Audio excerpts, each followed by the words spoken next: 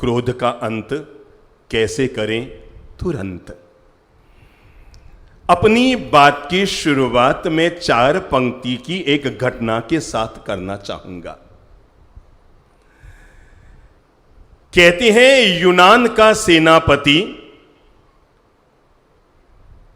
किसी फकीर के पास पहुंचा और जाकर कहा, फकीर साहब, मेरे मन में कई दिन से एक प्रश्न चल रहा है, मेरे मन में एक जिज्ञासा है और मैं जिज्ञासा का समाधान पाने के लिए आपकी सेवा में आया हूं। फकीर ने कहा, बोलो तुम्हारी क्या जिज्ञासा है। कहा, महाराज, मेरे मन में बार बार एक प्रश्न आता है और जिज्ञासा जन्मती है कि इस दुनिया में स्वर्ग क्या है और नरक क्या है। क्या आपने स्वर्ग को देखा है? क्या आपने नरक को देखा है? क्या आप मुझे बताएंगे कि दुनिया में स्वर्ग क्या होता है और नरक क्या होता है? संत ने कहा, भाई बैठो, थोड़ी देर में बताता हूं स्वर्ग क्या है, नरक क्या है, पर यह बात तो बताओ कि तुम हो कौन। उसने कहा, महाराज मुझे नहीं जानते। अरे गजब के आदमी हो, मैंने पहला दुनिया में ऐसा आदमी देखा जो मुझे नहीं जानता। मैं यूनान का सेनापति हूं, यूनान का सेनापति, और आप मुझे नहीं जानते। फकीर ने मुस्कुरा कर कहा, भाई चेहरे मेहरे से तो तुम भिखारी जैसे लगते हो। अपने आप को यूनान का सेनापति तुम कह रहे हो, पर चेहरे मेरे तो तुम क्या लग रहे हो? भिखारी लग रहे हो। जैसे ही इस फकीर के मुंह से ये बात निकली, क्या आप सोच सकते हैं उस यूनान के सेनापति को क्या आया होगा? क्या आया होगा? क्या आया होगा?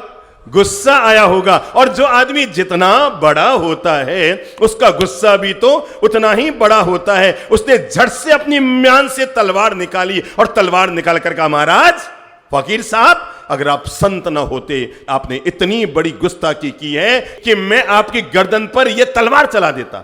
ओ, तो तुम तलवार भी रखते हो? क्या कहा? क्या कहा? तुम तलवार भी रखते हो? और ये फकीर ने जैसे ही कहा, यूनान के सेनापति ने तलवार हाथ में ली और कहा, यह तलवार है महाराज। अच्छा, तो क्या तुम्हारी तलवार में धार भी है? क्या कहा? इसको कहते हैं गुस्से पर गुस्सा और दिलाना। तुम्हारी तलवार में धार भी है। सेनापति ने जिस वृक्ष के नीचे संत बैठे थे, फकीर बैठे थे, कहा, फकीर तू क्या समझता है अपने आप को? और ये कहते हुए तलवार ऊपर चलाई और मोटी सी लकड़ी की डाली टूटकर नीचे गिरा दी। कहा, फकीर, जैसे ये डाली टूटकर नीचे आई है, अभी तुम्हारा सिर भी टूटकर नीचे गिर जाता। तुम फकीर हो इसलिए मैंने तुम्हें छोड़ दिया। क्या हो? तुम फकीर हो इसलिए मैं तुम्हें छोड़ रहा हूं। ओ, तुम तो बुरा मान गए। क्या कहा? तुम तो क्या मान गए? बुरा मान गए।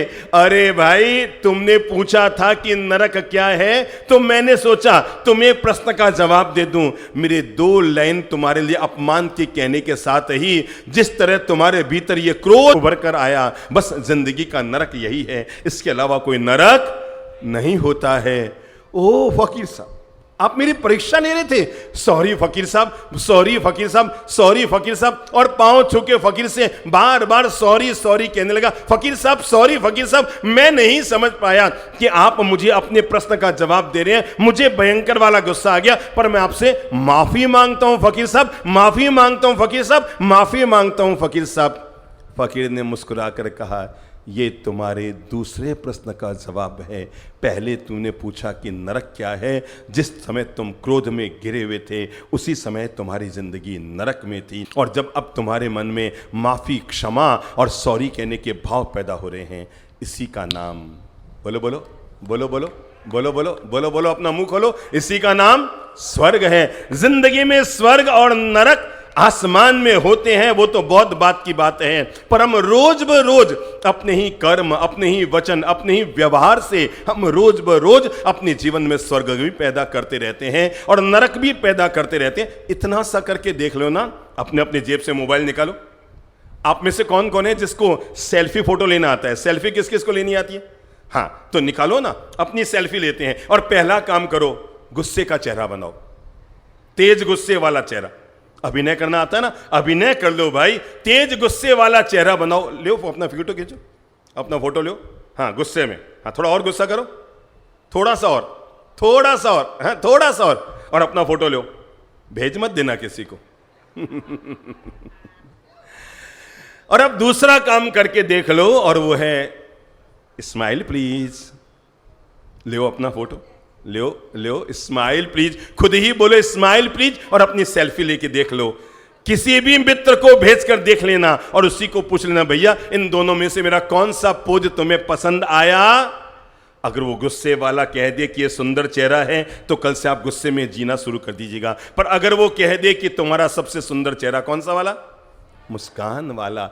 आपने कभी सोचा कि अपन लोग स्टूडियो में जाते हैं तो फोटोग्राफर क्या कहता है, स्माइल प्लीज। क्या कहता है, ये नहीं कहता लिपस्टिक लगाओ प्लीज, थोड़ा सा चश्मा ठीक कर लो, कि थोड़ा सा ये कर लो, कि थोड़ा पाउडर लगा लो। सीधी सादी लाइन कहता है क्या, स्माइल प्लीज। कंप्यूटर में सारे काम हो जाते हैं। अगर आपको साफा पहनाना हो तो साफा पहना दिया जाएगा, मालूम है ना। बाल उगाना हो तो कंप्यूटर में उग जाएंगे, मूड़ा बनाना हो तो हो जाएगा, लिपस्टिक लगाना हो तो लग जाएगी। पर एक चीज कंप्यूटर पैदा नहीं कर सकता, और उसका नाम मुस्कान है। इसलिए जिंदगी में क्रोध से छुटकारा पाने के लिए पहली पहल जो इंसान को अपनी जिंदगी में कर लेनी चाहिए, और वो है 24 घंटा हर पल अकारण, बिना निमित्त के, बिना चुटकुले के, बिना कोई अन्य किसी बात के आदमी को एक आदत अपने जीवन में डाल देनी चाहिए, और वो है हमेशा स्माइल, मुस्कुराते हुए जीवन जीना। क्योंकि कंप्यूटर में बाकी सारे काम हो जाते हैं पर स्माइल नहीं होती। और जीवन भर याद रखना, जब वो कहता है स्माइल प्लीज, आप 3 सेकंड मुस्कुराते हैं। कितने सेकंड, 3 सेकंड मुस्कुराते हैं। कितने सेकंड, 3 सेकंड मुस्कुराते हैं। ज्यादा से ज्यादा 5 सेकंड। जैसे आप जाकर बैठे और जाके भैया मेरा फोटो खींच, और वो यूं आएगा और आते ही कहेगा भाई साहब स्माइल प्लीज, क्योंकि उसे पता है ये तो किसी और विचार में खोया हुआ है और किसी काम में खोया हुआ है, और फोटो खींचने के बाद कहेगा ओ भैया तूने मेरा कैसा फोटो निकाला है। इसलिए वो पहले कह देता है स्माइल प्लीज। क्या कह देता है, दुनिया का काले से काला चेहरा भी तब खूबसूरत नजर आता है जब वो मुस्कुरा होता है। दुनिया का गोरे से गोरा चेहरा भी तब भूंडा लगता है जब वो मुंह चढ़ाकर बैठ जाता है, मुंह फुलाकर बैठ जाता है। जब मुंह चढ़ाकर और मुंह फुलाकर आदमी बैठ जाता है तो सुंदर से सुंदर चेहरा भी तब बूढ़ा लगता है, और काला चेहरा भी अगर मुस्कुरा रहा होता है। आप केवल इतनी सी कल्पना कीजिए, 3 सेकंड मुस्कुराने से हमारा चेहरा सुंदर आता है। दिमाग में लो बात, दिमाग में लो बात। 3 सेकंड मुस्कुराने से हमारा फोटो सुंदर आता है। पक्की बात, पक्की बात। कितने सेकंड, अंगुली करो तो। 3 सेकंड मुस्कुराओ। कितने सेकंड, 3 सेकंड मुस्कुराओ। कितने सेकंड।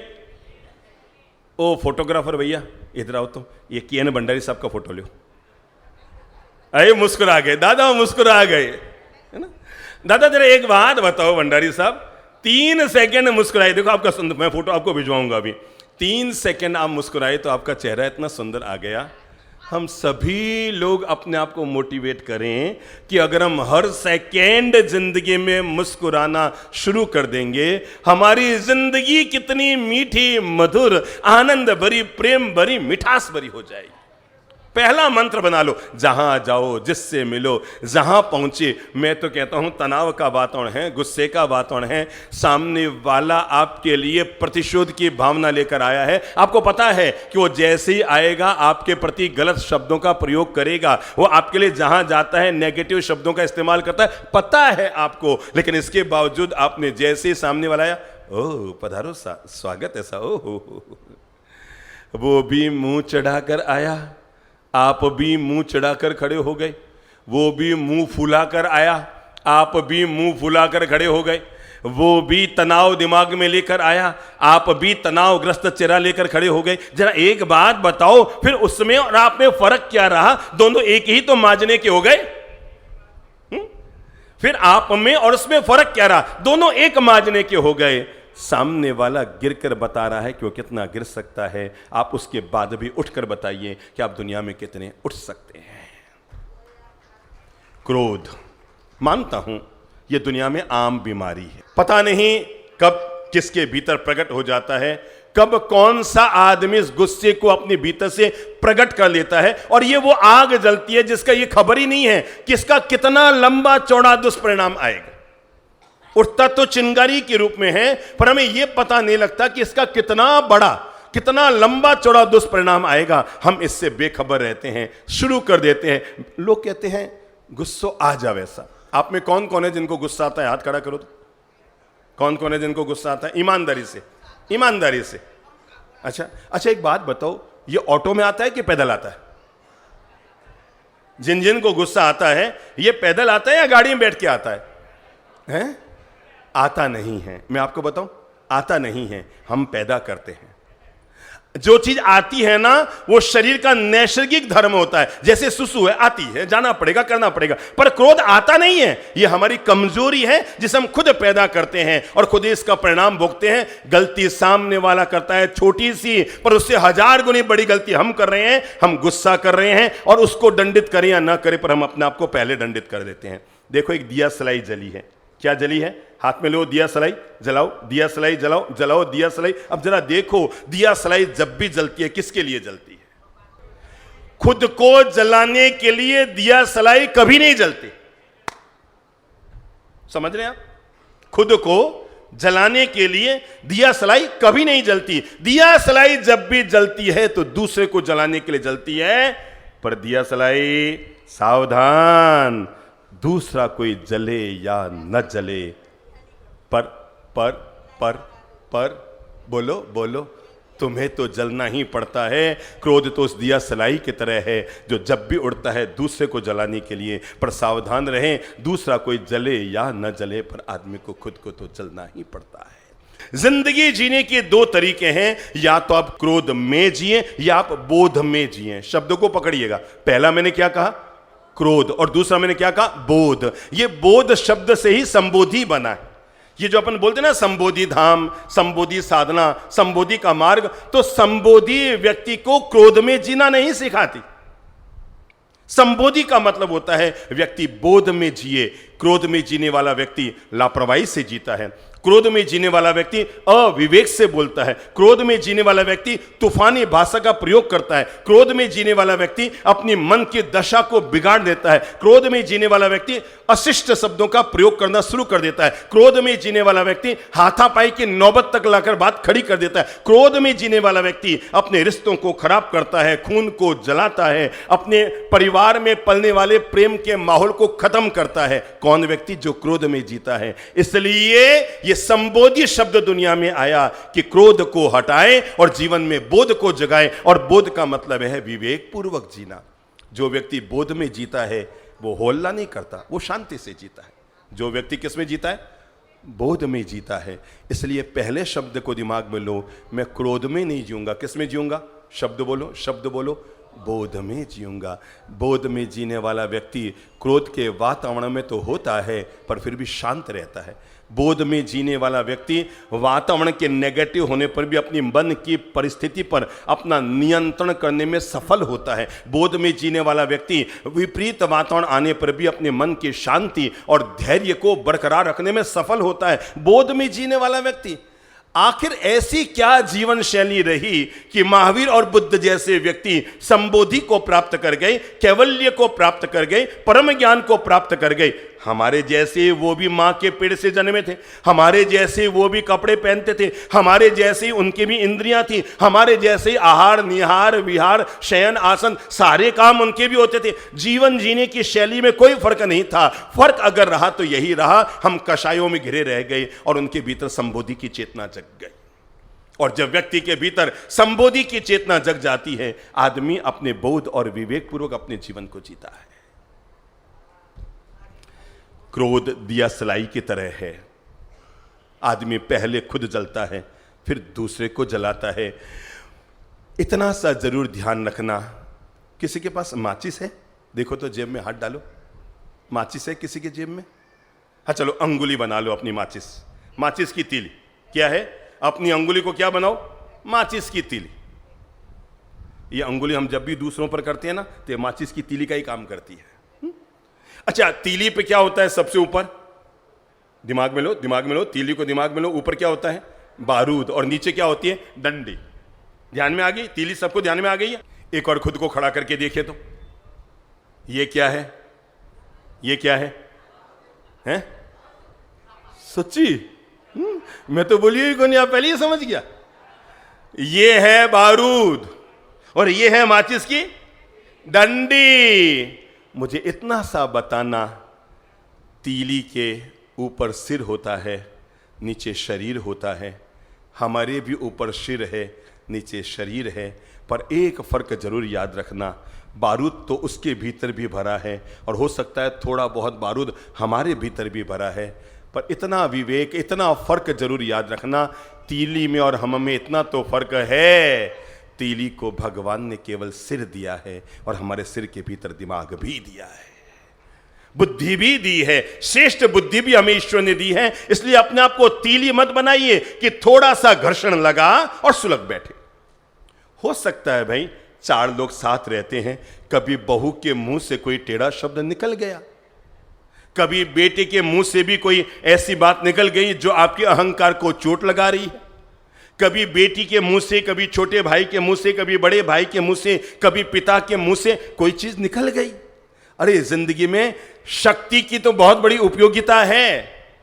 आपके भीतर शक्ति है कि आप गुस्से के द्वारा पूरे परिवार को कंट्रोल में रख सकते हैं, पर याद रखना, परिवार कंट्रोल में तो आपके तब रहेगा जब आपके पास गुस्सा है, शक्ति है, पर परिवार प्रेम भरा तभी रहेगा जब आपके भीतर सहन शक्ति है। और यह सत्य जीवन भर याद रखना, जिसके पास शक्ति होती है वो सिकंदर बनता है।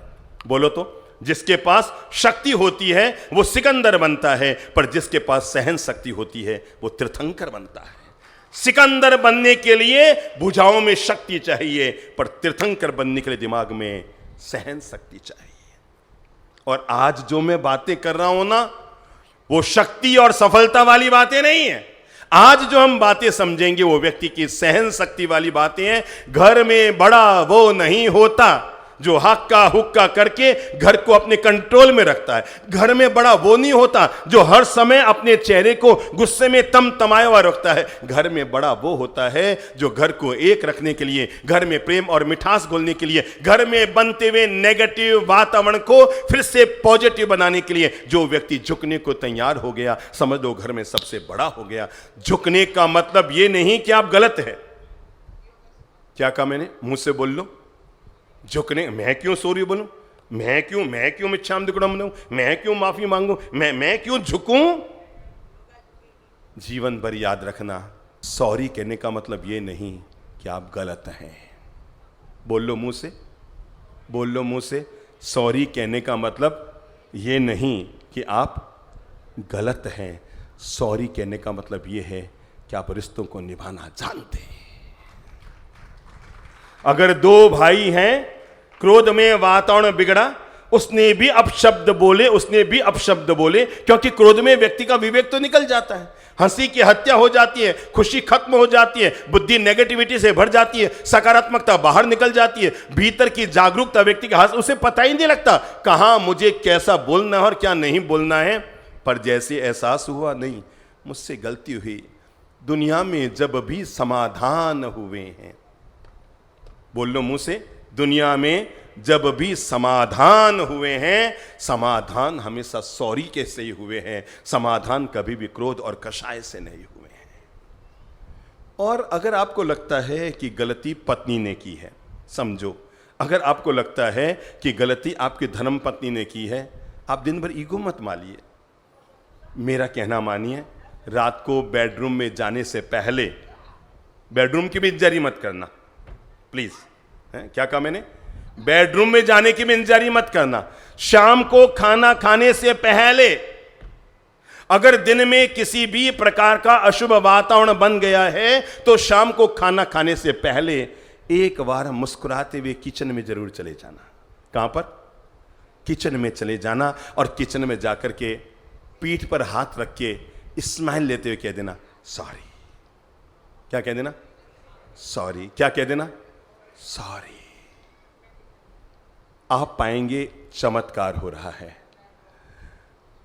सांझ मीठी, भोजन स्वादिष्ट, रात मीठी, प्रभात मीठी, अगला दिन मीठा। और अगर आप ये कहने से चूक खा गए, शाम भी खराब, रात भी खराब, नींद भी खराब, सुबह भी खराब, अगला पूरा दिन भी खराब, एक छोटा सा शब्द कह दिया,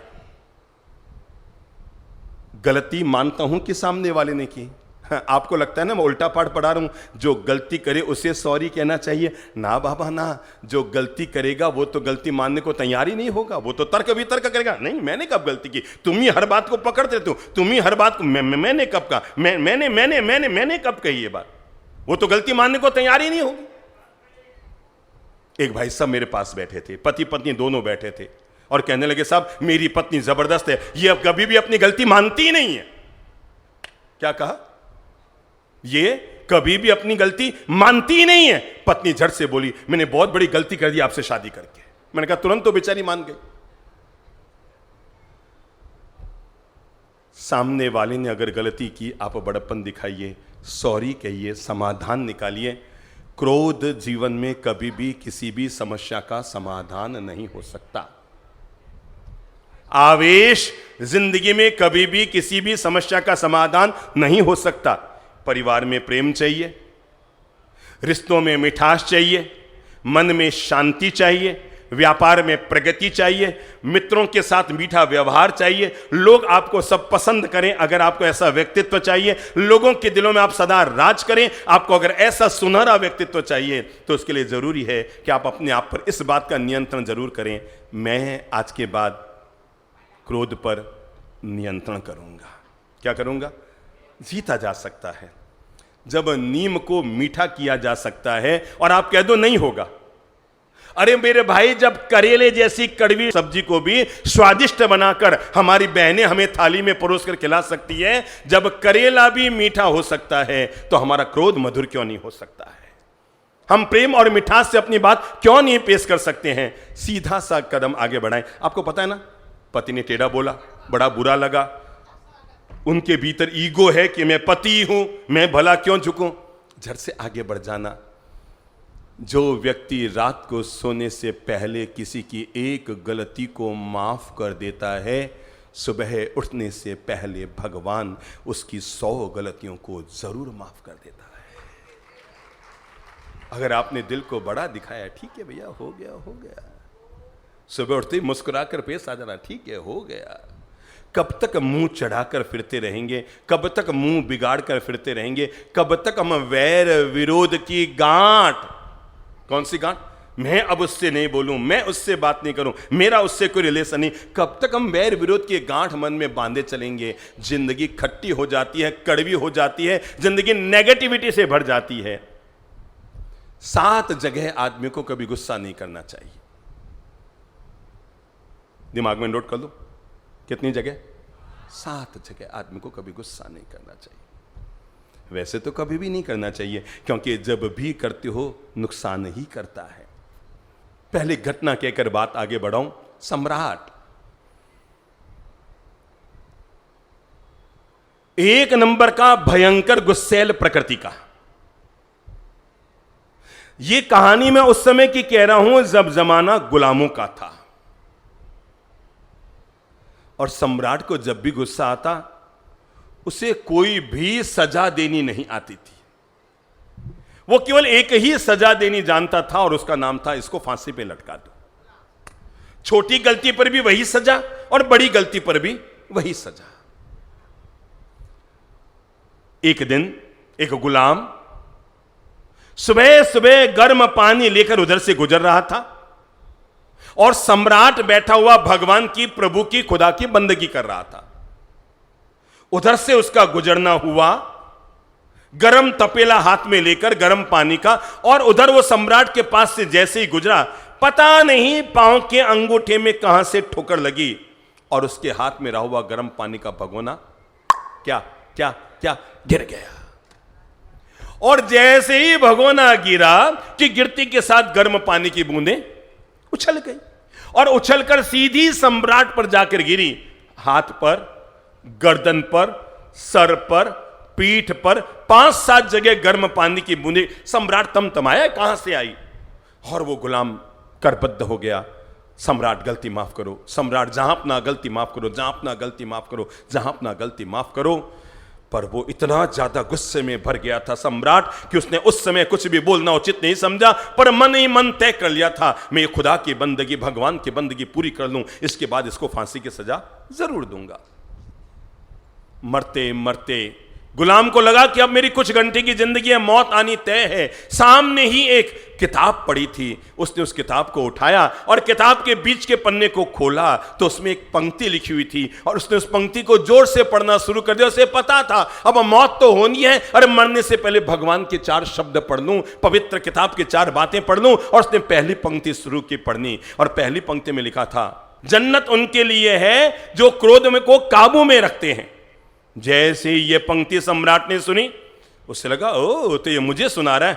हां हां, तू मुझे क्या बताता है, मेरा गुस्सा मेरे काबू में है।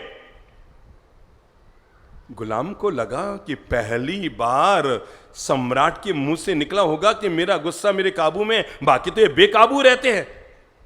पता नहीं, उसने दूसरी पंक्ति और पढ़नी शुरू की और दूसरी पंक्ति में लिखा हुआ था, और जन्नत उनके लिए है जो दूसरों के प्रति दयालु और करुणाशील होते हैं। क्या है? और जन्नत उनके लिए है जो दूसरों के प्रति दयालु और करुणाशील होते हैं। ये जैसे ही सम्राट ने सुना कि सुनते के साथ बोल पड़ा, हां हां, तू मुझे क्या बताता है, मेरे भीतर बहुत करुणा और दया है। गुलाम ने तीसरी पंक्ति पढ़नी शुरू की, खुदा और ईश्वर उन्हीं से प्यार करते हैं। बोल लो, खुदा और ईश्वर उन्हीं से प्यार करते हैं जो दूसरों की गलतियों को माफ कर देते हैं। जैसे ही ये प्यारी सी पंक्ति सम्राट ने सुनी, उसे लगा कि जैसे इस किताब में ये 3 लाइनें उसी के लिए कही गई है। वो खड़ा हो गया और खड़ा होकर गुलाम को गले लगाकर कहा, जा जा, मैंने तेरी गलती को बोलो बोलो बोलो बोलो बोलो बोलो बोलो बोलो माफ कर दिया। और ये कहते हुए जेब में हाथ डालकर दिनारों की थैली निकाली और निकाल कर वो थैली उस गुलाम को देते हुए कहा, जा, न केवल मैंने तुझे माफ कर दिया, अपितु गुलामी से भी मुक्त कर दिया। गुलाम तो चला गया होगा अपने घर पर, सम्राट भी जिंदगी के दूसरे काम में लग गया होगा, पर ये 3 बातें मेरे भी काम की है, आपके भी काम की है, इनके भी काम की है, सास के भी काम की है, बहू के भी काम की है, चराचर जगत में जीने वाले हर इंसान के काम की है। और 3 पंक्तियां इतनी सी है, बोलो बोलो मुंह से, जन्नत उनके लिए है जो अपने गुस्से को अपने काबू में रखते हैं।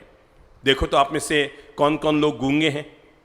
हाथ खड़ा करो। गूंगा कौन कौन है? नहीं है ना? तो कमर सीधी करो और अपने मुंह से बोलो जन्नत। सब बोलो जन्नत, जोर से बोलो, जन्नत उनके लिए है, यानी स्वर्ग उनके लिए है जो अपने गुस्से को अपने कर लो, हाथ पे हाथ यूं रख के कर लो। क्या करते हैं, क्या कर रहे हैं? अरे लड़ने के लिए तो भुजाएं बहुत चढ़ाई, खुद से ही खुद युद्ध करें, अपने ही विरुद्ध करें, अपने आप को सुधारने के लिए अपने आप को मोटिवेट करें। बोलो, स्वर्ग उनके लिए है जो अपने गुस्से को अपने काबू में रखते हैं, और स्वर्ग उनके लिए है जो दूसरों की गलतियों को माफ कर देते हैं। समझ में आ गई? क्या समझ में आ गई? समझ में आ गई? सबके समझ में आ गई? सबके समझ में आ गई ना? ये 3 पंक्ति अगर आपने जीवन में सीख ली, जैसे सम्राट की जिंदगी बदल गई, वैसे हमारी जिंदगी बदल जाएगी और क्रोध हमारा हाथ से निकल जाएगा और जिंदगी में संबोधि की सुवास आ जाएगी। गलती हो तो झुक जाओ, बोल लीजिए। कुछ लोग तो यूं बोल रहे हैं, गलती हो तो गलती हो तो झुक जाओ। हाथ जोड़ो, थोड़ा सा गर्दन को झुकाने की आदत डालो। गलती हो तो झुक जाओ। एक बार और बोल लो, गलती हो तो झुक जाओ, गलती हो तो झुक जाओ। नंबर 2, गुस्सा आए तो रुक जाओ। शर्तिया कहता हूं आप फायदे में रहेंगे। 2 काम बताए मैंने। गुस्सा आए तो रुक जाओ, बोल लो मुंह से, गुस्सा आए तो रुक जाओ। फिर से बोल लो, गुस्सा आए तो कंट्रोल ब्रेक लगा दो। गुस्सा आए तो रुक जाइए, और गलती हो तो।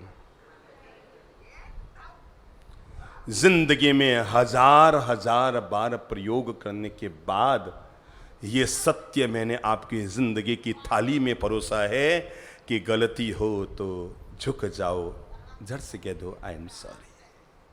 क्या है? 3 शब्द अपनी जबान पर पुनः पुनः प्रयोग करते रहिए, आपके रिश्ते भी मधुर रहेंगे, आपका व्यापार भी सफल रहेगा, आपका पारिवारिक प्रेम भी बना हुआ रहेगा और आप अंतर्मन से बड़े शांत और प्रसन्न बने रहेंगे। 3 शब्दों का पुनः पुनः प्रयोग कीजिए। नंबर 1, जब भी किसी को काम सौंपें, सीधा आदेशात्मक भाषा का प्रयोग मत कीजिए। साथ में धर्मपत्नी से भी कह रहे हैं ना, प्लीज। क्या? प्लीज। जब भी पत्नी को भी बोले तो क्या बोलिए? प्लीज। नंबर 2, जब काम पूरा हो जाए तो मिट्टी की मूर्ति बनकर मत बैठे रहिए, मुंह से जरूर बोलिए थैंक यू। नंबर 3, लगे कि इन सब के बीच में ऐसी कोई बात हो गई है जिससे सामने वाले के मन को लेश मात्र भी पीड़ा पहुंच गई है। कितनी? लेश मात्र भी अगर पीड़ा पहुंच गई है तो अपनी ओर से दिल बड़ा करके एक शब्द का जरूर प्रयोग कर लीजिए, और वो है सॉरी। अब जरा एक बात बताओ तो सॉरी बोला कैसे जाता है? यूं करके सॉरी? नहीं तो कैसे बोला जाएगा? बोलो बोलो बोलो बोलो। हाँ, आई एम, बोलो आई एम, बोलो आई एम सॉरी। हमारे पूज्य पिताजी महाराज जब मौन व्रत में थे, मानता हूं कि उन्हें थोड़ा सा गुस्सा ज्यादा आता था, लेकिन जब उन्होंने अपने शरीर को छोड़ा उससे 3 साल पहले, जब उन्होंने आजीवन मौन व्रत लिया था, तो उन्होंने 2 लाइनें लिखी थी, जो 2 लाइनें मैं आपको बता रहा हूं। और उन्होंने 2 पंक्तियां लिखी थी, मैंने जिंदगी में क्रोध भी किया और क्रोध के दुष्परिणाम भी देखे। क्या? उन्होंने दोनों जीवन जिए, गृहस्थ का भी जीवन जिया, हम जैसे 5-5 संतानों को जन्म दिया, और पता नहीं परम उच्च भाव दशा जब जीवन में जगी और वैराग्य से वासित होकर उन्होंने अपने बूढ़ापे की दहलीज पर पांव रखे, उससे पहले संयम और संन्यास का मार्ग भी स्वीकार किया। और उन्होंने, मुझे अच्छी तरह याद है, 80 और 81 वर्ष की जिंदगी में जब उनके अखंड मौन चल रहा था, तब उन्होंने 2 पंक्तियां जिंदगी की लिखी थी, और वो 2 पंक्तियां हमारे लिए भी प्रेरणा बन गई और आपके लिए भी प्रेरणा बन गई। किस तरह से उनके भीतर शांति घटित हो गई। तब उन्होंने लिखा था, मैंने क्रोध भी किया, उसके दुष्परिणाम भी देखे, मैंने प्रेम भी किया, उसके मधुर परिणाम भी देखे, और दोनों को देखने के बाद अनुभव दे रहा हूं, इंसान को क्रोध से बचना चाहिए और मधुरता से और क्षमा में अपने जीवन को जीना चाहिए।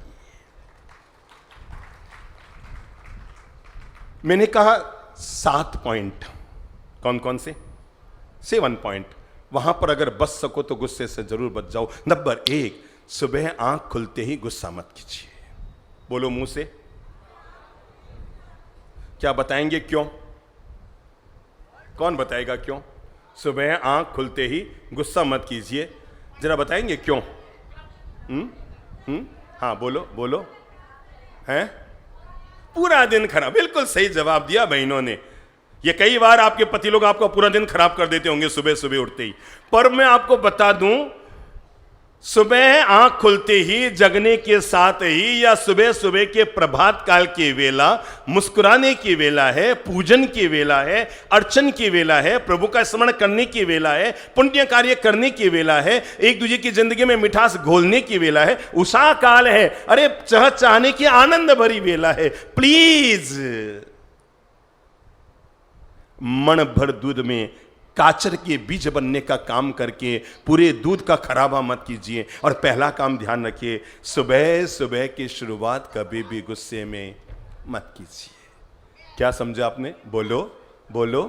सुबह सुबह की शुरुआत, आपने सुना होगा अपने बड़े बुजुर्ग, आजकल तो ये बात पता नहीं, दरअसल क्या, मेरे संसारियों के बीच रहने का काम कम पड़ता है, पर पहले कई बार लोगों के मुंह से सुनता था, पता नहीं आज कह रो मुंडो देखियो। सुना है आप में से किसी ने? सुना है? पता नहीं आज हैं कह रो मुंडो देखियो। कोई नहीं देखियो। मैं बताऊं, खुद रही गुस्से में भरियोड़ो मुंडो लटकियोड़ो और आईने रे सामने गया और सुबह री शुरुआत खुद रे मुंडे सु करी। इन वास्ते हर सुबह री शुरुआत नियम बना लो, सुबह सुबह कभी क्रोध नहीं करेंगे। किसी ने टेढ़ा शब्द भी बोल भी दिया है ना, जरूरी नहीं है कि हर बात का जवाब हाथों हाथ दिया जाए, जरूरी नहीं है ना। समझ लो उसने कोई गलती कर दी, बच्चे ने कोई गलती कर दी, पत्नी ने आपके लिए सुबह सुबह नाश्ता बनाना था, आपके लिए कपड़े इस्त्री करके रखने थे, समेट कर रखने थे, आपके बाथरूम में साबुन, गर्म पानी, तौलिया और कंघी सब रोज रखी जाती है, रखनी थी, आज नहीं रख पाई। तो इसके लिए दो तरीके होते हैं। एक तो आप स्माइल से कह दो, अरे तू कितनी अच्छी है, कितना ध्यान रखती है, रोज सुबह सुबह मेरी सारी व्यवस्था कर दी है, आज शायद दिमाग से निकल गया, कोई बात नहीं मैं कर लेता हूं। और नंबर दो, ओके तरीकों था, जब रोज राखे तो आज क्यों भूल गई। नेगेटिव भाषा से दिन की शुरुआत करेंगे, पूरा दिन आपका नेगेटिव रहेगा। किसी के द्वारा ली गई सेवा पर गुस्सा करने के बजाय प्रेम और शांति से भी हम अपनी बात को पेश कर सकते हैं, मिठास से कह सकते हैं, आज आज आज भूल गए, कोई बात नहीं रख दीजिए। और जरूरी नहीं है कि हाथों हाथ कहा जाए। क्या कहा मैंने, बोलो मुंह से, हाथों हाथ कहा जाए, थोड़ी सी इंतजारी भी की जा सकती है। एक बात मुझे बताओ, अभी अपन लोग इतने सारे लोग बैठे हैं और अपन में से किसी को थोड़ी सी शंका हो गई है, शंका का मतलब समझ गए ना, हाँ, थोड़ी सी शंका हो गई है, क्या कुर्सी गीली करोगे या 15 मिनट इंतजारी कर लोगे, करोगे ना। मेरे भाई, जब हम अपनी शंका पर कंट्रोल कर सकते हैं तो इतना विवेक तो हमारे पास होना ही चाहिए, हम अपने क्रोध पर भी कंट्रोल कर सकें। बोलो मुंह से, बोलो मुंह से।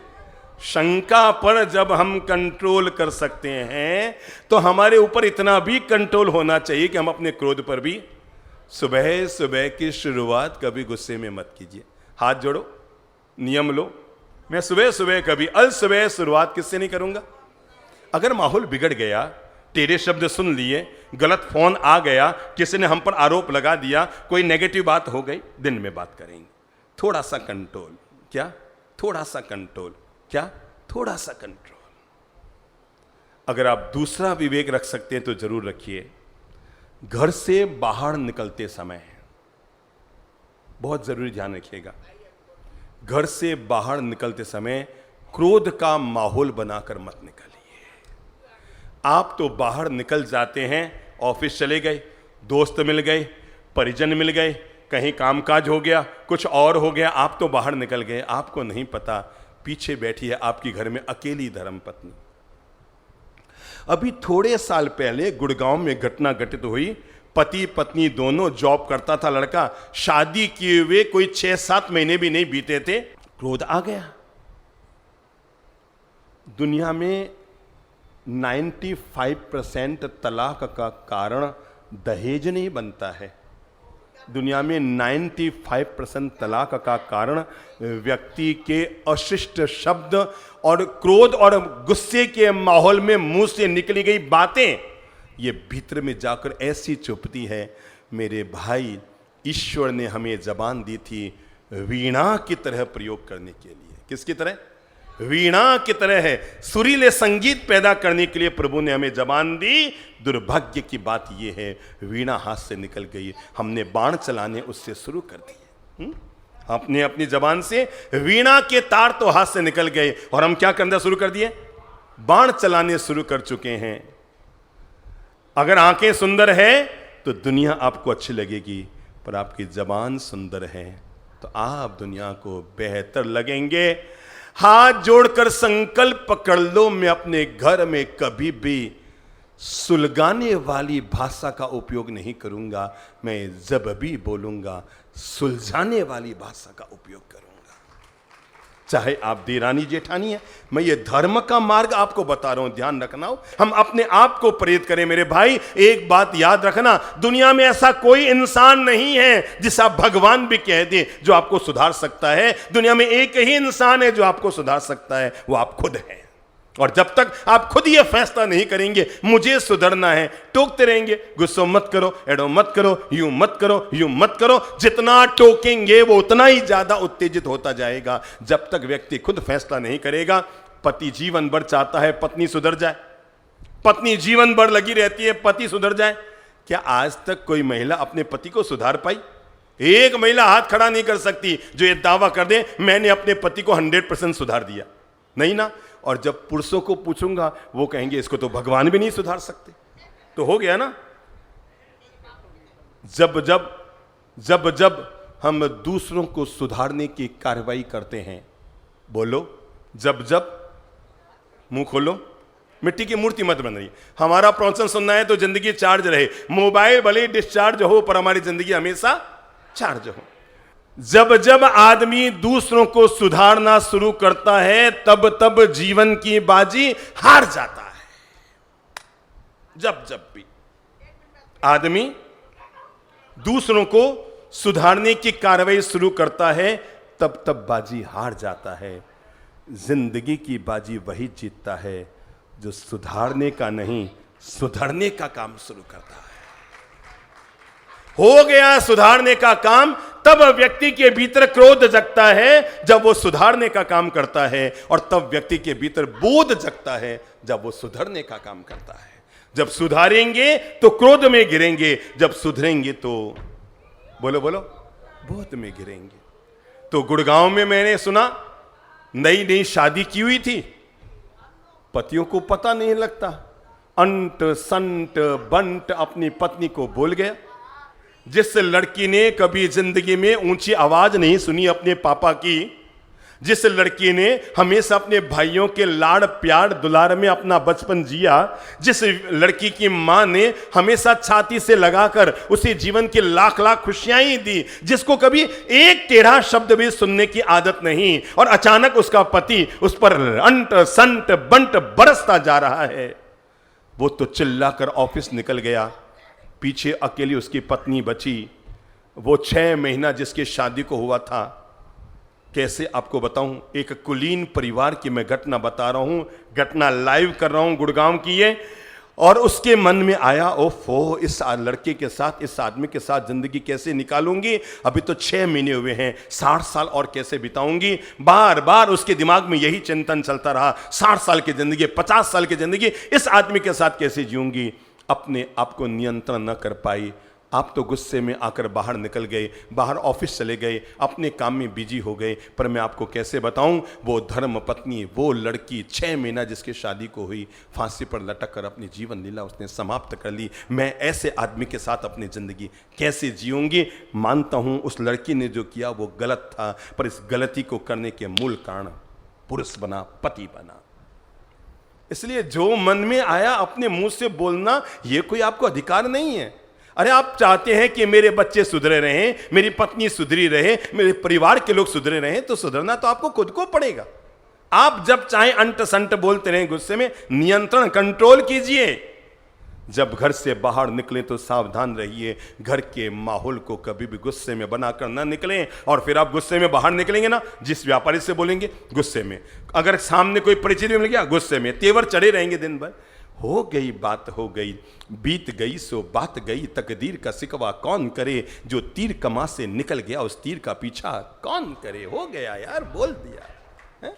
रात को बात बोल दी, मुंह से निकल गई, और सुबह उठते ही वही। रात को हो सकता है बहू से गलती हो गई, मुंह से निकल गया, पर सुबह उठकर आपकी बहू ने आपके पांव छू लिए, मम्मी जी धोख, मम्मी जी प्रणाम, हैं क्या रो प्रणाम करें, हैं रात रात तो जी बाटा करती। अरे भाई, रात चली गई, तुमने भी नींद ले ली, हमने भी नींद ले ली, प्रभात हो गई, अपन सुप्रभातम बोलते हैं। सुप्रभातम का मतलब भी तो यही है ना। सु कहता है जीवन सुंदर हो, प्र कहता है जीवन प्रसन्नतापूर्ण हो, भा कहता है जीवन भाग्यशाली हो, त कहता है जीवन तनाव रहित हो, और म कहता है जीवन मंगलमय हो। सुप्रभातम का मतलब है जीवन सुंदर हो, प्रसन्नतापूर्ण हो, भाग्यशाली हो, तनाव रहित हो और मंगलमय हो। बीत गई सो बात गई। कभी भी रात की बात को प्रभात में मत लाना। दूसरा नियम बना लो, जब भी घर से निकलेंगे कभी भी क्रोध के माहौल में नहीं निकलेंगे, ठीक है ना।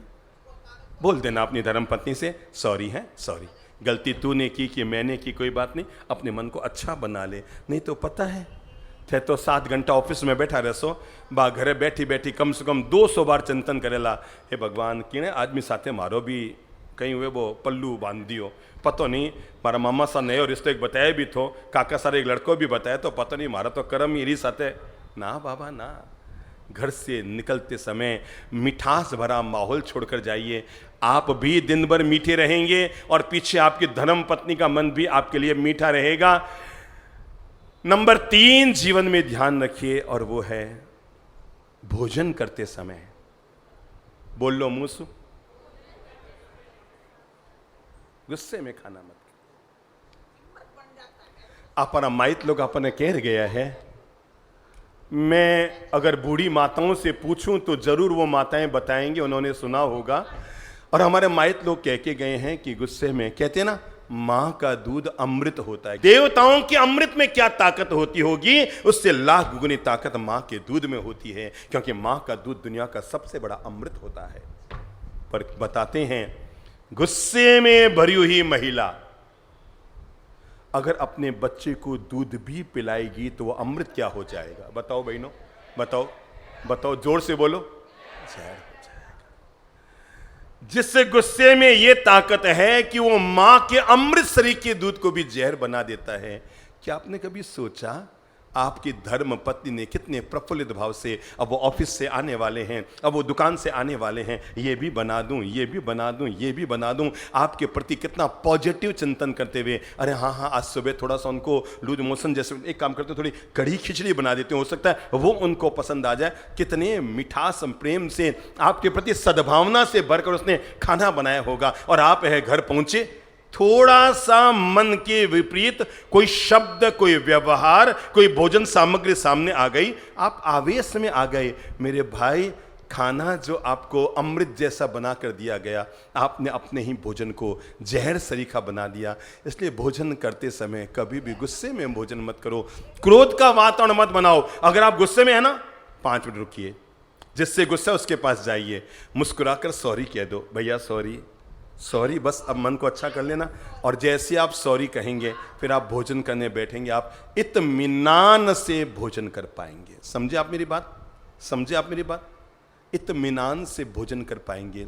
क्रोध में कभी भोजन मत कीजिए। इस लाइन को सुधार कर सुनिए, भोजन करते समय कभी गुस्सा मत कीजिए। खाने में नमक कम है, हाथ जोड़ लो, भोजन मौन पूर्वक करो, और भोजन के प्रति कभी भी तीखी प्रतिक्रिया मत करो। क्या शब्द कहा मैंने? तीखी प्रतिक्रिया मत करो। कहीं एड़ो खानो बनाए हैं, कहीं एड़ो करियो है, कहीं एड़ो करियो है, कहीं एड़ो करियो है, कहीं एड़ो करियो है। हम बहुत साल पहले जोधपुर में थे, शायद हम उस समय पहली बार आए थे। एक महानुभाव थे रामानंद जी गर्ग, जिनकी दुकान है गर्ग एंड कंपनी, MGH के बिल्कुल सामने। तो उन्होंने हमारे एक बड़ी सत्संग माला का आयोजन कराया।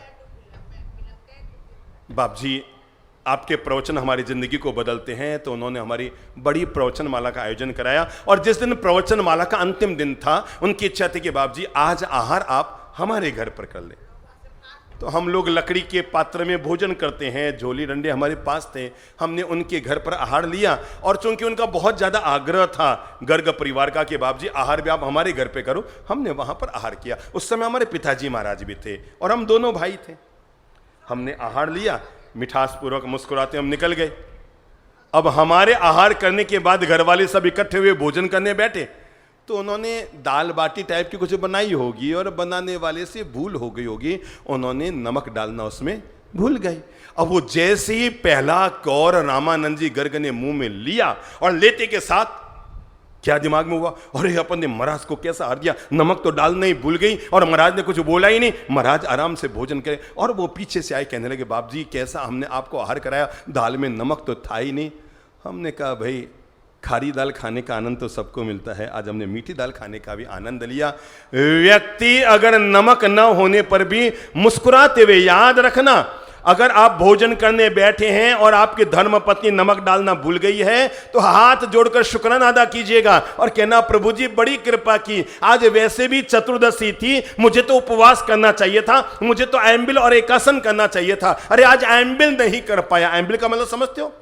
जिसमें घी तेल लूण लक्कड़ शक्कर नहीं होती, नमक भी जिसमें नहीं होता, उसको एम्बिल कहते हैं। भगवान तूने बैठे ठाले एम्बिल तप करने की तपस्या का सौभाग्य दे दिया। नेगेटिव वातावरण में भी हम जैसे ही अपने मन को पॉजिटिव बनाएंगे, एक काम करना, प्रयोग करके देखना। इस बार आपके धर्म पत्नी जब सब्जी में नमक डालना भूल जाएं और जब आप भोजन कर रहे हो मेरे कहे प्रयोग करना, अच्छा किया भगवान, आज मैं आम्बिल का भोजन कर रहा हूं, ये भावना के साथ भोजन करना। एक एक कौर में आपको इतना जायका आएगा। अगर वो जायका आपको कभी नमक वाली सब्जी में आ गया होता, मुझे कहना, केवल मनोदशा को पॉजिटिव बनाकर अगर आप बिना नमक की सब्जी खाएंगे तो भी बेहतरीन स्वाद होगा। और मनोदशा ही आपकी नेगेटिव बनी हुई है। लाख तरह की चीजें आपकी थाली में आ जाए, 56 भोग भी आपके थाली में आ जाए, तब भी आपको सब के सब फीके ही लगेंगे। क्या लगेंगे? फीके ही लगेंगे। भोजन करते समय कभी गुस्सा मत कीजिए। हाथ जोड़ो, हाथ जोड़ो। मैं भोजन करते समय कभी भी तीखी प्रतिक्रिया नहीं करूंगा। क्या नहीं करूंगा? तीखी प्रतिक्रिया नहीं करूंगा। क्या नहीं करूंगा? तीखी प्रतिक्रिया नहीं करूंगा। एड़ो कहीं खानो बनायो, एड़ो कहीं भोजन बनायो, एड़ो कहीं खानो खायो। जब भोजन करो तो उसे प्रभु का प्रसाद मानकर सहज रूप में प्रेम से स्वीकार कर लो। सच कहता हूं, अगर आपने हर तरह के भोजन को सहजता पूर्वक स्वीकार कर लिया, हमारे ज्ञानी जनों ने कहा है, ऐसा शांति पूर्वक भोजन करने वाला व्यक्ति, बोलो मुंह से, ऐसे शांति पूर्वक भोजन करने वाला व्यक्ति भोजन करते हुए भी उपवास का सौभाग्य प्राप्त कर लेता है। जो मन के अनुकूल भोजन न होने पर भी अपने मन को आनंद भाव से भरकर और उस भोजन को स्वीकार कर लेता है। शब्द समझ रहे हैं मेरे? मन के अनुकूल भोजन नहीं है, भा नहीं रहा है, सुहा नहीं रहा है, गले नहीं उतर रहा है, बेस्वादा लग रहा है, तब भी आपने आनंद भाव से, शब्द को बोलो मुंह से, कौन सा भाव? आनंद भाव से। कौन सा भाव? आनंद भाव से आपने भोजन को स्वीकार कर लिया। और जब खाना खा के उठ रहे थे तो पत्नी ने पूछा, खाना कैसा लगा? ये मत कहना तू खाई जाना सब ठा पड़ जाई केड़ो बड़े, नहीं नहीं नहीं नहीं नहीं नहीं। मिठास से मुस्कुरा कर कहना, बहुत अच्छा बना है।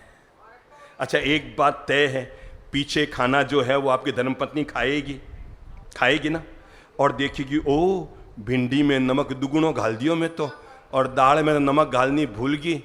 मैं सच कहता हूं, अब तक तो आपकी पत्नी आपको प्यार से देखती थी।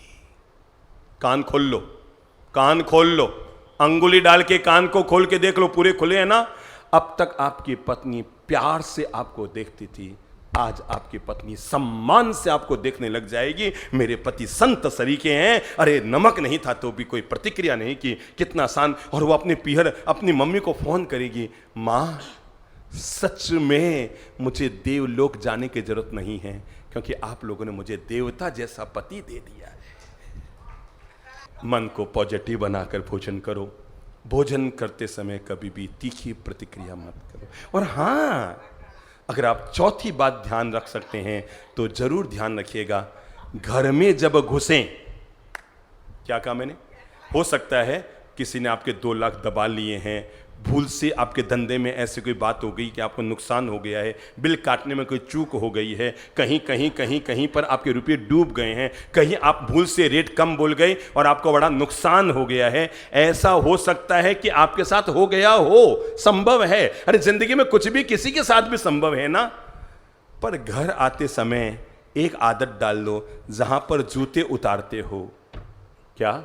जहां पर जूते उतारते हो वहीं पर दिमाग की माथा फोड़ी भी उतार दे। घर में जब भी घुसो, मुंह चढ़ाकर नहीं, मुंह फुलाकर नहीं, घर में जब भी घुसो आदत डाल लो, अरे भाई जिंदे और मुर्दे में एक ही लाइन का तो फर्क है। आंखें दोनों हैं, कान दोनों हैं, मुंह है, दांत है। कोई मरते ही आदमी के दांत टूटते तो नहीं है ना। कोई आदमी मर गया तो दांत टूटते थोड़ी है। ठीक है, कोई सोने का दांत और घर वाले तोड़ दे तो अलग बात है, पर अपने आप टूटते नहीं। अब सोने का दांत होगा तो घर वाले रात को तोड़ेंगे, निकालेंगे, वो अलग बात है, पर अपने आप तो नहीं टूटते ना। हूबहू पूरा शरीर वैसा ही रहता है, लेकिन फिर भी हम उसे मुर्दा कह देते हैं, क्योंकि वो हमें देखकर मुस्कुरा नहीं पाता है। क्या नहीं पाता है? हमारे पूज्य पिताजी महाराज का देह विलय हुआ, आज से करीबन 18-19 साल हो गए होंगे। सबकी इच्छा थी कि पूरे देश भर के लोग उनके अंत्येष्टि संस्कार में आने वाले हैं, तो अगले दिन उनका अंत्येष्टि संस्कार होना था। हम भी रात भर जगे हुए थे। मेरे पास जितने भी लोग आए रात को, देश भर से लोग अलग अलग साधनों से, जब फ्लाइट, गाड़ी, बस, कार, ट्रेन, जिसके जो सुविधा हो रही थी वो पहुंच रहा था। कोई रात को 1 बजे आ रहा है, कोई 2 बजे आ रहा है, कोई 1:30 बजे आ रहा है, कोई 3 बजे आ रहा है।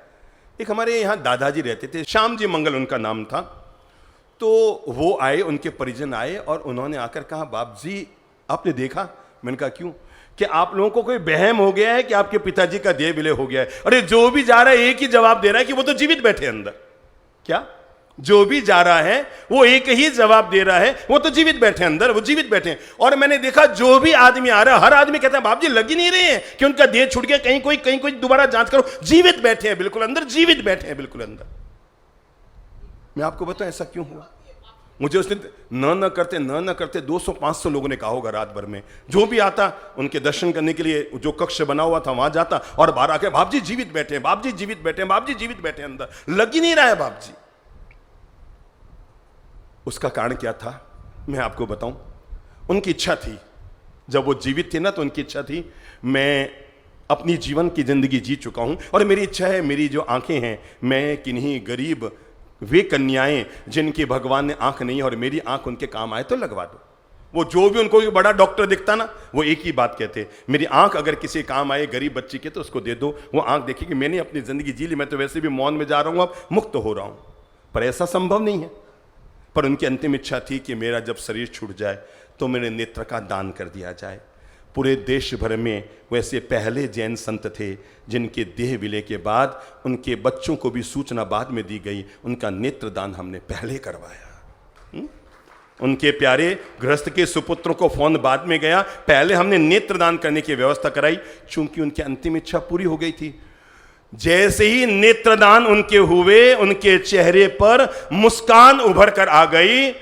और जब सुबह दाह संस्कार के लिए ले जा रहे थे, यहां पर एक महानुभाव रहे जोधपुर में, मैं आपको कैसे बताऊं। वो आए, उनको पता था बाप जी का, वो बाप जी के प्रति श्रद्धा भी रखते थे। उन्होंने पूरे बाप जी का जो अंतिम संस्कार से पहले नहलाना धुलाना, बाल उतारना करना, जो व्यवस्था थी, सारे काम हुए। पता नहीं जब वो अर्थी सजा रहे थे, वैकुंठी सजा रहे थे, तो हम दोनों भाई वहीं खड़े थे और उन्होंने हमें कहा, गुरुदेव मैंने पहला ऐसा शव देखा है या पहला ऐसा शरीर देखा है जिनकी मृत्यु को इतने घंटे हो गए, तब भी ये ऐसी मुस्कान है। जब मैं उनके शरीर को डोली कहते हैं ना, डोली से बांध रहा था, तो पता नहीं मुझे बार बार क्यों लग रहा था कि ये तो बिल्कुल जीवित है, ये तो बिल्कुल जीवित है, ये तो बिल्कुल जीवित है। मैं आपको यही सत्य समझाना चाहता हूँ, जो आदमी अपनी ज़िंदगी के हर पल को मुस्कुराते हुए जीता है ना, वो मृत्यु के बाद भी मरता नहीं है, लोगों के दिलों में भी जिंदा रहता है और उसका शरीर भी जिंदगी की तरह ही जीता है। आदत डाल लो। घर में घुसो ना तो आंसू कहीं नहीं करनो, मुंह से बोलो आंसू घर में घुसो जो गुस्से में, इनो नहीं कि घर ही नहीं जाऊं, घरे तो जावणो पण गुस्से में नहीं जावणो, हूँ तो मैं घर ही नहीं आऊँ, हूँ तो मैं घर ही नहीं आऊँ, गुस्से में नहीं जावणो। जब भी घरे जाओ, कोई माहौल बन गया, बात बन गई, मन ने ठीक कर लो। और हाँ, एक आदत और डाल लो अगर आप जीवन में डाल सको तो, कि जब भी घर में बोल सो, अगर आप घर में बड़ा हो तो, ठीक है, अगर आप घर में बड़ा हो तो जब भी घर में बोल सो, मिठास से बोल सो, कहीं बोल सो, मिठास से बोल सो, मुस्कुरार बोल सो। मैं नहीं कहता कि घर के बड़ों को घर में अनुशासन नहीं रखना चाहिए, रखना चाहिए, पर इतना जरूर कहूँगा कि जब भी बोलो मिठास से बोलना चाहिए। मैं आपको सच्ची कहता हूँ, अगर घर के बड़े लोग घर में हमेशा प्रेम, शांति, मिठास से बोलना शुरू कर देंगे तो इससे घर का माहौल हमेशा स्वर्ग भरा बना हुआ रहेगा। हमारा वो गीत आपको याद है ना, थे तो मीठा मीठा बोलो, याद है ना? चलो आज आप आनंद लेवा, कमर सीधी कर लो, हैं? सब लोग आनंद ले वही हैं? थे तो मीठा मीठा बोलो सगड़ा सुख पासी,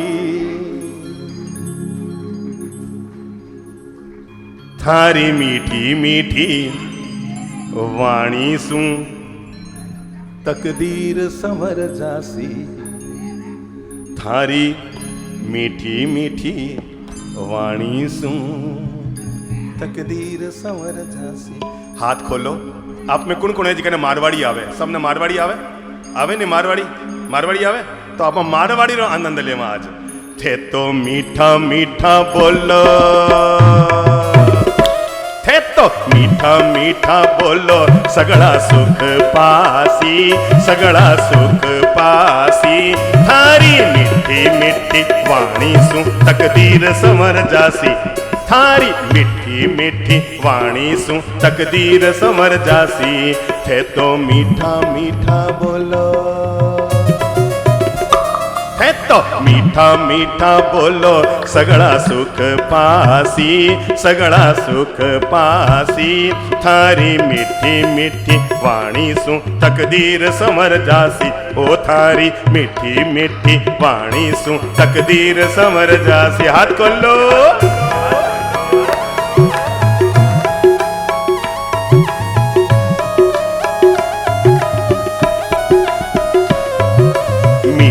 वाणी इमरत जैसी सबरे दिल ने भावे। बोलो बोलो मीठी वाणी इमरत जैसी सबरे दिल ने भावे। खुदरो मुंडो खोलो कहीं। मीठी वाणी इमरत जैसी सबरे दिल ने भावे। अरे इन रे आगे माखन मिश्री बीफी की पड़ जावे, इन रे आगे माखन मिश्री बीफी की पड़ जावे। मीठी वाणी सू टूट्योड़ा, मीठी वाणी सू टूट्योड़ा रिश्ता जुड़ जासी, रिश्ता जुड़ जासी। थारी मीठी मीठी वाणी सू तकदीर संवर जासी, ओ थारी मीठी मीठी वाणी सू तकदीर संवर जासी। थे तो मीठा मीठा बोलो। मारा भाई घरे जार बड़ी कड़वो बोल लीजो, पण हमार तो मीठा मीठा बोल लो। थे तो मीठा मीठा बोलो, थे तो मीठा मीठा बोलो, सगड़ा सुख पासी। थारी मीठी मीठी वाणी सु तकदीर संवर जासी। रिश्ता नाता स्वर्ग सु आवे। चलो सब गाओ, गुनगुनाओ, मीठे मीठे बोल। रिश्ता नाता स्वर्ग सुआवे, उनने और बढ़ावो। रिश्ता नाता स्वर्ग सुआवे, उनने और बढ़ावो। बोलो बोलो। रिश्ता नाता स्वर्ग सुआवे, उनने और बढ़ावो। उन रिश्ता में जहर घोलने क्यों दुश्मनी बढ़ावो। अरे उन रिश्ता में जहर घोलने क्यों दुश्मनी बढ़ावो। मीठी वाणी बोलो जिनसू, मीठी वाणी बोलो जिनसू थारी ओलियों आसी, थारी ओलियों आसी। थारी मीठी मीठी वाणी सु तकदीर संवर जासी, वो थारी मीठी मीठी। एक बात तय है, अगर आप मधुर बोलेंगे ना, हैं, अगर आप मधुर बोलेंगे तो पड़ोसन भी आपको पसंद करेगी, पक्की बात। वो भी कहेगी देखो ये भाई साहब कितने अच्छे हैं, अरे इनकी धर्मपत्नी कितनी किस्मत वाली है, देवता तुल्य आदमी है। अगर आप मधुरता से बोलेंगे तो पड़ोसन भी आपको पसंद करेगी। और हर समय टेढ़े टेढ़े बोलेंगे तो पत्नी भी धाप जाएगी। साथ जीना तो उसकी मजबूरी है, पर मन से वो धाप जाएगी। पता नहीं केड़ो पति मिलियो। इन वास्ते जलती हुई शाखा पर तो कोई कबूतर भी नहीं बैठते, और खोलते हुए पानी में तो खुद का चेहरा भी नजर नहीं आता। जलती हुई शाखा पर तो कबूतर भी नहीं बैठते, और खोलते हुए पानी में। मारे खन एक लड़को आयो, छोटो छोरो थो। आने केवण लाग्यो बाप जी एक बात बताओ। मैं क्यों? बोल बेटा। कि बाप जी ओ गरम तवे पर पॉपकॉर्न क्यों उछले?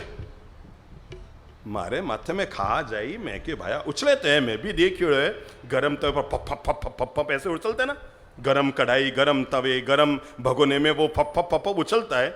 मैं कि भाई अब तो मैंने मालूम है कि गरम तवे पर पॉपकॉर्न उछले, पर क्यों उछले और तो मैंने पता को नहीं। नहीं बाप जी बताओ, आप तो ज्ञानी हो, आप तो प्रवचन देवो, आपकी किताबियां घणी लोग दुनिया में पढ़े, आप बताओ और गरम तवे पर पॉपकॉर्न क्यों उछले? मैं कि भाया मैंने नहीं पता। नहीं बाप जी बताओ नहीं पड़ी, गरम बुद्धि लगाओ। मैं कि मारे बुद्धि में ऐसा बातियां नहीं आवे। कि गरम तवे पर पॉपकॉर्न क्यों चलाए? वो क्या मैं बताऊं, मैं क्या बता दे, वो क्या मैं बताऊं, मैं क्या बता दे, वो क्या मैं बताऊं, मैं क्या बता दे, कि बाप जी आप खुद बैठने देख लो, पता लाग जाए क्यों उछले। तो गरम तवे पर पॉपकॉर्न उछल तो रही, और गरम माथे ऊपर घरवाला भी थे तो मीठा मीठा बोलो,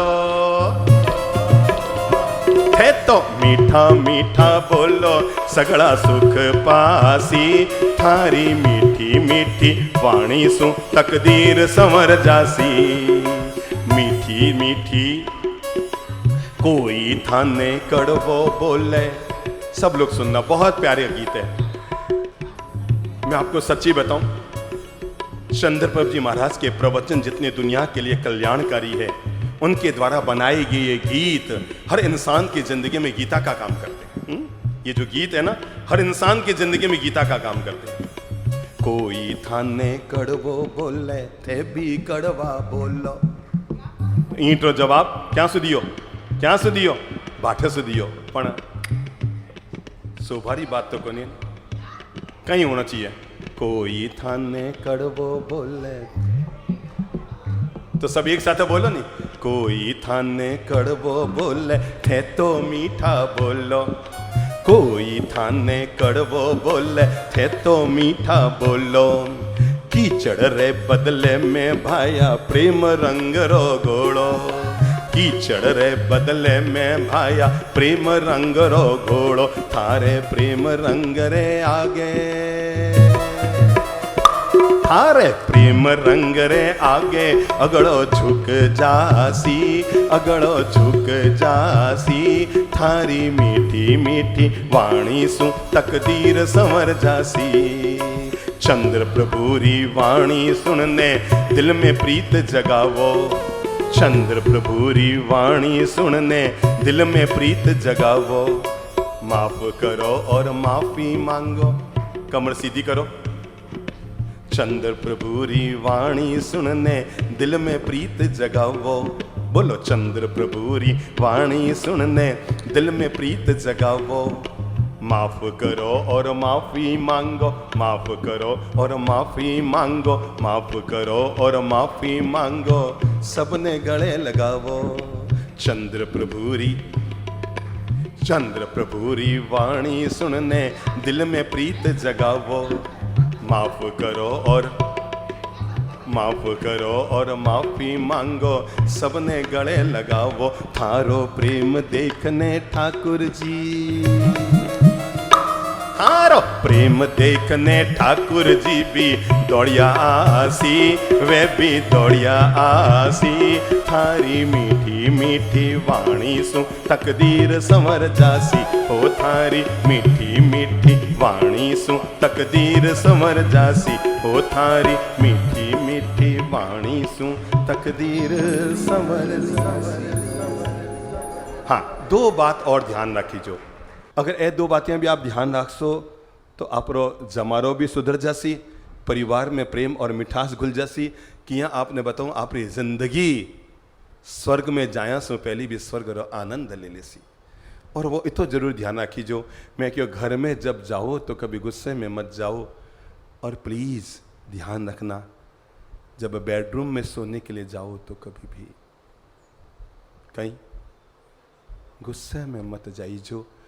आखिर ऐसा जिंदगी में क्यों हो जाता है, जिस बेडरूम की शुरुआत आप दोनों ने फूलों की माला, फूलों की पंखुड़ियों से की थी, गुलाब की माला और इत्रों से और परफ्यूम से की थी। कुछ सालों के बाद उस बेडरूम में झंडू बाम, लाल बाम, हरा बाम और सर दर्द की गोलियां डालने वाला व्यक्ति कौन होता है? आप वे ही दो लोग थे जिन्होंने फूलों की माला से शुरुआत की थी। आज भी रूम में वे ही दो लोग हैं, लेकिन न हम समझ पाते हैं, न हम समझा पाते हैं, न हम मिठास से जी पाते हैं, न मिठास को घोल पाते हैं। इसलिए नियम बना लो, जब भी बेडरूम में जाएंगे कभी भी गुस्से में नहीं जाएंगे। किस में नहीं जाएंगे?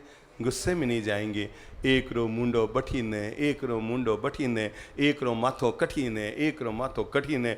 बहुत सोचे मैं कहीं पाप करिया आ मिली, बा सोचे मैं कहीं कर्म करिया ओ मिलियो। ना बाबा ना, मीठी मधुर जिंदगी में जान बूझकर आग लगाने का पाप मत कीजिए। भगवान ने हजार हजार खुशियों से जीने के लिए हमारी जिंदगी हमें दी है, अपने गलत नेचर से। क्योंकि आज बिगाड़ेंगे नेचर तो कल बिगड़ेगा आपका फ्यूचर, आज बिगाड़ेंगे अपना स्वभाव तो कल दूसरों पर पड़ेगा आपका गलत प्रभाव। भगवान श्री कृष्ण गीता में कहते हैं, यम यम भावम स्मरन देहम त्यजन्त्यन्ति कलेवरम। व्यक्ति जिन जिन अशुभ और शुभ भावों के चिंतन में अपने शरीर का परित्याग करता है, उसका अगला भाव वही बन जाता है। आप तो थोड़ी सी देर के लिए कषाय से गिरे और गुस्से में भरे हुए आप अपने बेडरूम में गए। कल्पना करो अगर उसी गुस्से में आपके प्राण निकल गए तो आपकी क्या गति होगी, इतना सा सोच लो। क्या कहा मैंने? अगर उसी गुस्से में आपके क्या निकल गए, मुंह से बोलो, प्राण निकल गए, तो कल्पना करो उस समय आपकी क्या गति होगी।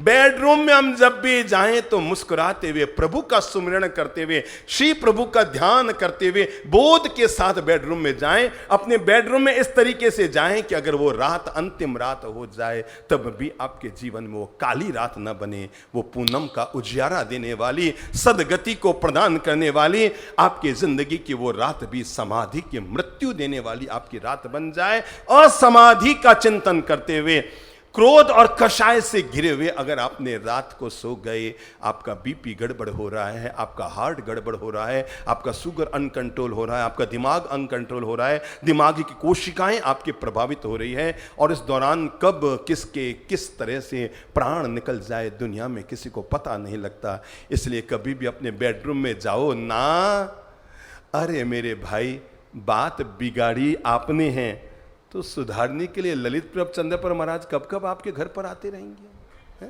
बिगाड़ी आपने है तो सुधारने का श्री गणेश भी खुद को ही करना पड़ेगा। बिगड़ गई बात, हो गई बात, सॉरी कह दो, मिच्छामी दुक्कड़म कह दो, मुंह से बोल दो, क्या कह दो, मिच्छामी दुक्कड़म। हर आदमी को ये एमडी की पढ़ाई तो कर ही लेनी चाहिए, हर व्यक्ति को ये एमडी तो पास कर ही लेना चाहिए, चाहे वो सीए हो, चाहे वो इंजीनियर हो, चाहे वो एमबीबीएस हो, चाहे वो एमए हो, चाहे वो बीकॉम हो, जो कॉम किया सो किया, पर एक डिग्री आदमी को जरूर पास कर लेनी चाहिए। और जब तक ये डिग्री आपने पास नहीं की तब तक आप अपने घर को कभी स्वर्ग नहीं बना पाएंगे। और ये डिग्री इतनी सी है, एमडी, बोले तो एमडी, फिर से बोल लो एमडी, और एमडी का मतलब होता है मिच्छामी।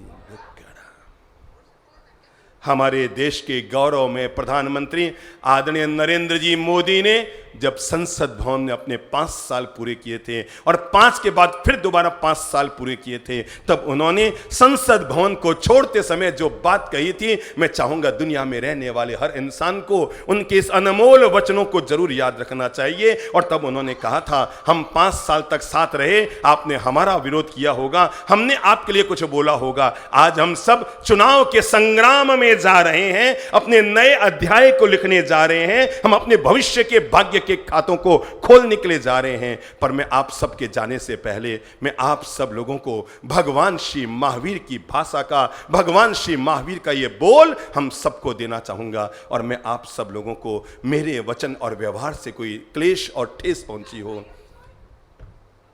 भाई श्री नरेंद्र मोदी जी ने चुनाव तो बहुत बाद में जीता होगा, पर यह बोलकर पूरी दुनिया का दिल जरूर जीत लिया था कि मैं मिच्छामी दुक्कड़म देता हूं। इस बोल ने उनको पूरी दुनिया को जीतने का रास्ता खोल दिया था। क्या देता हूं? हम मिले जुले, आपस में कोई संवाद किया, लेकिन किसी शब्द ने किसी का दिल दुखाया हो, भगवान महावीर के इन भाषा का मैं उपयोग करता हूं। और मैं आप सबसे क्या करता हूं, क्या करता हूं, आप भी एक प्रयोग कर लिया करो। जब बेडरूम में जाओ, सांझ ढल जाए, रात होने आ रही है, घर के सभी सदस्यों से बोल दो, मिच्छामी दुक्कड़म। मैं सच कहूँ, आप बेडरूम में जाने से पहले अगर मिच्छामी दुक्कड़म कर देंगे और उसी रात संयोग से अगर आपका शरीर छूट गया, मैं दावे के साथ कहता हूँ आपकी मृत्यु नहीं होगी, वो आपके जीवन का समाधि मरण होगा। क्या होगा? मुँह से बोलो, क्या होगा? मुँह से बोलो, क्या होगा? समाधि मरण होगा। सोमवार को गुस्सा मत कीजिएगा, सप्ताह का पहला दिन है। अंगुली मिलाओ फटाफट। सोमवार को गुस्सा मत कीजिएगा, सप्ताह का पहला दिन है। मंगलवार को गुस्सा मत कीजिएगा, इस वार के साथ ही मंगल जुड़ा है, तो मंगल को कौन सा अमंगल करेंगे। और बुधवार को बिल्कुल गुस्सा मत कीजिएगा, बुध को युद्ध नहीं करना चाहिए। और गुरुवार, ये तो गुरुदेव को शुक्राना अदा करने का वार है, इसलिए गुरुवार को तो मरे गुस्सा मत करना। और शुक्रवार ना बाबा ना, हाथ जोड़ के नियम बना लो, मैं शुक्रवार को गुस्सा नहीं करूंगा, क्योंकि ये तो शुक्राना अदा करने का वार है। और शनिवार मरिया ही गुस्सो मत कर लीजो। शनिवार ने जिको करे गुस्सो, फिर माथा शनि हावी हो जावे, ठीक है नहीं। तो शनिवार ने मरिया ही गुस्सो मत करीजो। और रविवार ने तो गुस्सेरी छुट्टी, आज तो संडे है, गुस्सेरी छुट्टी। सोमवार हो या रविवार हो कि मंगलवार हो कि बुधवार, गुरुवार हो कि शुक्रवार, शनिवार हो कि रविवार, जिस व्यक्ति ने आज की बातें समझ ली उसने जिंदगी का इतना सा फैसला तो जरूर कर लिया होगा। जिसने आज की जिंदगी की रहस्य भरी बातें समझ ली उसने इतना सा फैसला तो जरूर कर लिया होगा, मैं आज की बात करूंगा, मैं आज की बात करूंगा, मैं आज की बात करूंगा, मैं आज के बाद करूंगा। गुस्सा नहीं, सबसे प्रेम करूंगा।